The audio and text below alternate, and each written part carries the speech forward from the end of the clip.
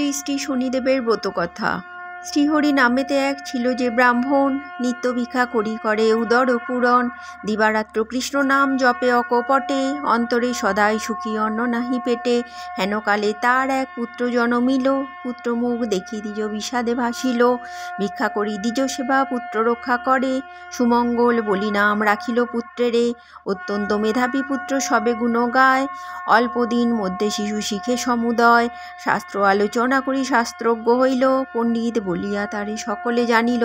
মনে মনে সুমঙ্গল হরিকে ডাকিল, গৃহে ছাড়ি নানা তীর্থে ঘুরিতে লাগিল। আচম্বিতে এক স্থানে করিল শ্রবণ, পিতামাতা পরলোকে করেছে গমন।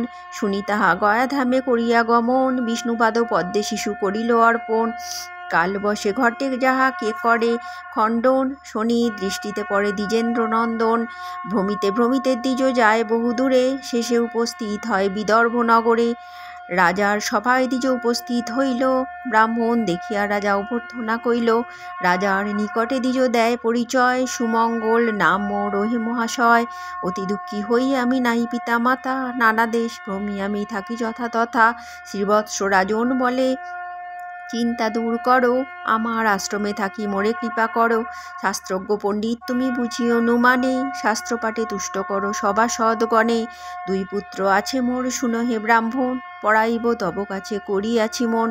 রাজার বাক্যেতে দ্বিজ সন্তুষ্ট হইল, রাজার আশ্রয়ে বাস করিতে লাগিল।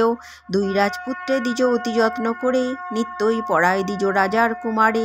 এই রূপে কিছুদিন বিগত হইল, পড়ুয়া বেশেতে শনি উপস্থিত হইল। শনিরে জিজ্ঞাসে দ্বিজ শুনো বাছাধন, কিবা হেতু হেতা তব হয় আগমন। শনি বলে এনুশাস্ত্র অধ্যয়ন তরে, দ্বিজ বলে যত্ন করি পড়াবো তোমারে। অল্পদিন মধ্যে শনি সুপণ্ডিত হইল, সুমঙ্গল পরিচয় জানিতে চাহিল।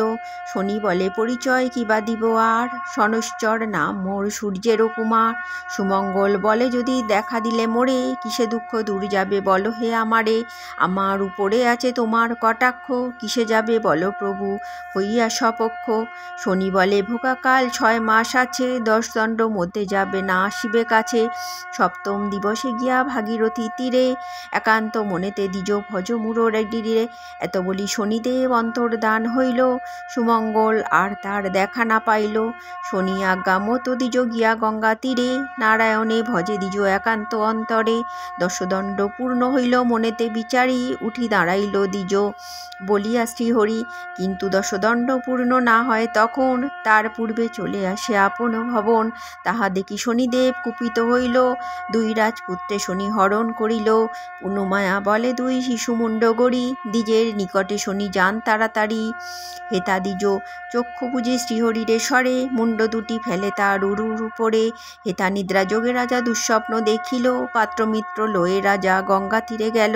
দেখিয়া দ্বিজের কোলে পুত্রমুণ্ডদয়, হাহাকার করি রাজা ধুলায় লুটায়। রাজা দেশে দূতগণ বাঁধে ব্রাহ্মণেরে, শৃঙ্খলে বন্ধন করি রাখে কারাগারে। কারাগারে বসি দ্বিজ কাঁদিতে লাগিল, বিপদ হন্তা মধুসূদনেরে সরিতে লাগিল। অতঃপর ঘটে এক বিচিত্র ঘটন, 10 দণ্ড বেলা পূর্ণ হইল যখন। শোকেতে কাতর রাজা ছিলেন যেখানে, হেনকালে দুই পুত্র আসিল সেখানে। রাজা বলে কোথা ছিলে হৃদয়ের ধন, শয্যা পরে ছিনু পিতা করিয়া শয়ন। পুত্রদেব বাক্যে রাজা আশ্চর্য হইল, আদ্যহন্ত কিছু তার বুঝিতে নারিল। ব্রাহ্মণের কথা এবে পড়ে গেল মনে, না বুঝিয়া কত কষ্ট দিনু সে ব্রাহ্মণে। রাজা বেশে দূত গিয়া আনিল বিপ্রেরে, জীর্ণ শীর্ণ কলেবর কাঁদেন কাতরে। বিনয় বচনে রাজা করে তার স্তুতি, সব অপরাধ ক্ষমা কর মহামতি। কৃপা করি কর মোর সন্দেহ ভজন, তব ক্রোড়ে কার মুণ্ড করেছি দর্শন। দ্বিজ বলে মহারাজ কিছুই না জানি, শনি কোপে কষ্ট পাই এই মাত্র মানি। রাজা বলে যদি পাই শনি দর্শন, ষোড়শ প্রচারে তার করিব পূজন। নৃপবাক্য শুনি দ্বিজ করিল গমন, শনির নিকটে সব করে নিবেদন। শুনিয়া সকল কথা শনিদেব এলো, শনিদেবে দেখি রাজা প্রণাম করিল। রাজা বলে যদি প্রভু এলে কৃপা করে, পূজার বিধান তবে বলো প্রভু মোরে। শনি বলে পূজাবিধি শুনো হে রাজন, যে রূপে করিবে মোর পূজা আয়োজন। শুদ্ধভাবে শুদ্ধ মনে আমার বাড়িতে, করিবে আমার পূজা একান্ত মনেতে। নীল বস্ত্র কৃষ্ণ তিল আর তৈল দিবে, মাসকলাই আর মোট সংগ্রহ করিবে। কৃষ্ণবর্ণ ঘট এক করিয়া স্থাপন, পঞ্চজাতি জল ফলে ফুলে করিবে অর্চন। এই মোর পূজাবিধি কহিলাম সার, ভক্তি প্রধান যেন কি কহিব আর। পূজা শেষে ভক্তি ভরে করিবে প্রণাম, নবগ্রহ স্তোত্র পাঠে লইবেক নাম। আমার প্রসাদ খাবে করিয়া যতন, সর্বপাপ দূরে যাবে আমারও বচন। অভক্তি করিয়া যেবার প্রসাদ খাইবে, অল্প দিনে সমনের ভবনে সে যাবে। আমার পূজায় যেবা করে অনাদর, চিরকাল দুঃখ পেয়ে হইবে কাতর। এত বলি শনিদেব হন দর্শন, ভক্তি ভরে করে রাজা শনিরও পূজন। প্রতি শনিবারে পূজা করে নৃপবর, বিপ্রগণে দান দিয়া তুষিল বিস্তর। নৃপপাশে সুমঙ্গল বিদায় লইয়া, শনিদেবে পূজা করে গঙ্গা তীরে গিয়া। এই রূপে পূজা প্রচারিল শনিদেবে, যাহার যেমন সাধ্য সে যেভাবে পূজিবে।